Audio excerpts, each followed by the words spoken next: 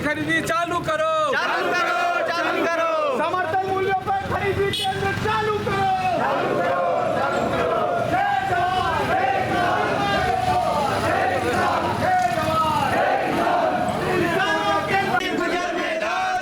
किसानों के सम्मान में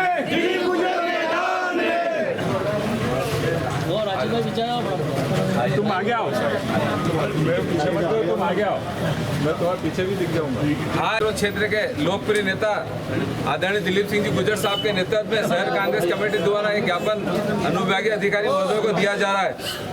माननीय मुख्यमंत्री महोदय मध्य प्रदेश शासन भोपाल द्वारा अनुविभागीय अधिकारी महोदय नागदा मध्य प्रदेश शासन और केंद्र शासन द्वारा गौमांस के निर्यात पर जीएसटी में दी गई छूट को तत्काल समाप्त करने व गौमांस निर्यात पर पूर्ण प्रतिबंध लगाने, वर्तमान में खराब हुई सोयाबीन की फसल का मुआवजा बीमा दिलाने व सोयाबीन की खरीदी भावांतर योजना पर न करते हुए समर्थन मूल्य पर खरीदी करने बाबत महोदय सविनय निवेदन है कि भारत एक कृषि प्रधान एवं गो आधारित संस्कृति वाला देश है, जहाँ गाय को माता के रूप में पूजनीय स्थान दिया गया। केंद्र एवं राज्य शासन द्वारा गौमांस बीफ मीट के निर्यात पर वस्तु एवं सेवा कर जीएसटी में पूर्ण छूट प्रदान की गई है। यह निर्णय न केवल हमारी सनातन संस्कृति, धार्मिक आस्था और परंपराओं के विपरीत है, बल्कि सीधे सीधे गौवंश संरक्षण की भावनाओं को आघात पहुंचाने वाला है। इस प्रकार की छूट से अवैध गोहत्या व तस्करी को प्रोत्साहन मिलेगा, जो गौवंश की सुरक्षा व संरक्षण के लिए गंभीर खतरा है तथा धार्मिक दृष्टिकोण से यह निर्णय करोड़ों हिंदू समाज की भावनाओं को ठेस पहुंचाता है।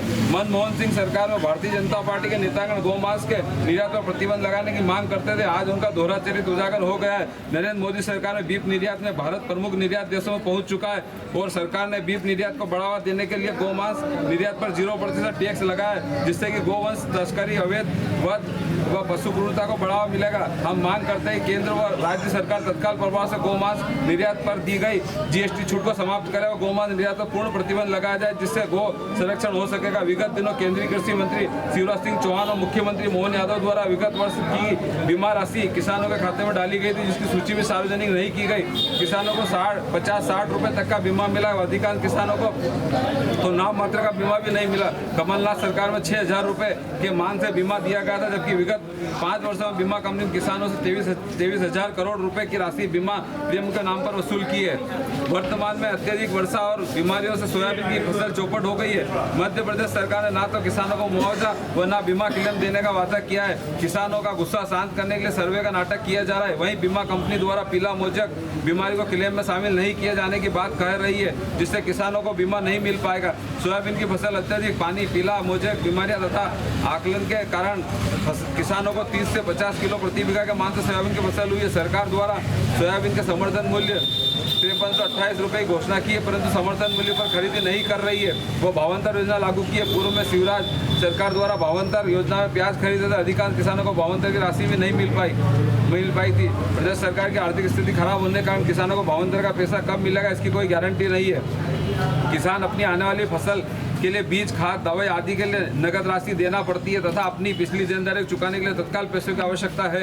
इसलिए किसान सोयाबीन की फसलें मंडी में 3,000 से 3500 रुपये प्रति कुंटल बेचने को मजबूर है। किसानों की मांग है कि सोयाबीन फसल भावांतर योजना में न खरीदते हुए समर्थन मूल्य पर सरकार खरीदे। अतः अनुरोध है कि उपरोक्त मांगों को तत्काल पूर्ण कर भगवती दिलीप सिंह जी गुजर साहब।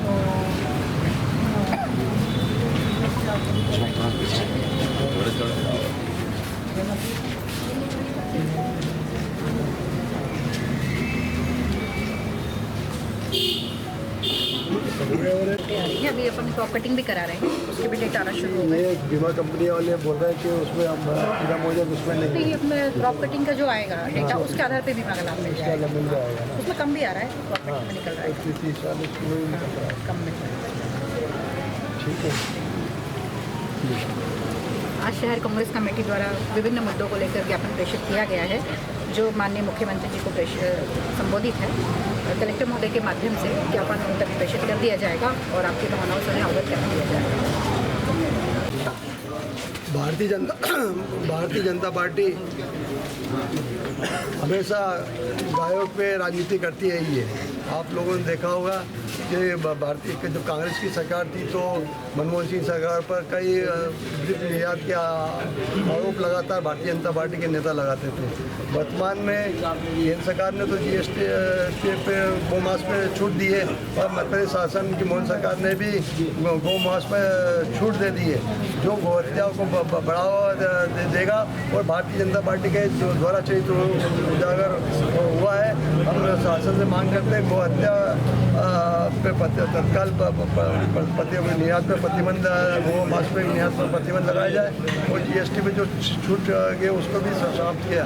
दूसरा, हमारे सोयाबीन के सर्वे पिछली बार का जो बीमा मिला वो 30 से 40 रुपये तक किसानों को मिला है, जबकि कमलनाथ सरकार में 6,000 तक का बीमा राशि हमारे किसानों को मिली और मुआवजा भी मिला, दोनों मिले थे। अब वर्तमान में सरकार ने 30-40 रुपये दिया है। अभी भी सोयाबीन की फसलें ख़त्म हो चुकी है और जो सोयाबीन का उत्पादन वो 30 से 40 किलो प्रति बीघा के मान से हो रहा है, जिससे किसानों को काफ़ी आर्थिक हानि होगी। और वर्तमान में समर्थन मूल्य 5,000 से अधिक का शासन ने घोषित कर रखा है, परंतु भावांतर में खरीदने की बात करिए। शिवराज सरकार द्वारा पहले भावांतर खरीदने की बात करी थी और जब प्याज का पैसा आज तक किसानों को नहीं मिल पाया तो किसानों को नकद भुगतान की आज तत्काल आवश्यकता है। तो हम सरकार से मांग है समर्थन मूल्य पे वो खरीदी करें, ना कि भावांतर पे। जो भावांतर में जो पैसा आएगा आज वर्तमान में भावांतरण के कारण, घोषणा होने के कारण किसान मंडी में 3 से 3,500 रुपये क्विंटल तक सोयाबीन बेचने में मजबूर है, जबकि किसानों को तत्काल पैसे की आवश्यकता है, उनको खाद के, बीज के, दवाइयों के और पुरानी देनदारी चुकाने की आज आवश्यकता है। हम शासन से मांग करते हैं कि गो निर्यात माल पर तत्काल पूर्ण प्रतिबंध लगाया जाए और जीएसटी पे जो छूट दी गई उसको भी तत्काल समाप्त करके 100% टैक्स लगाया जाए और किसानों को समर्थन मूल्य में खरीदेगी।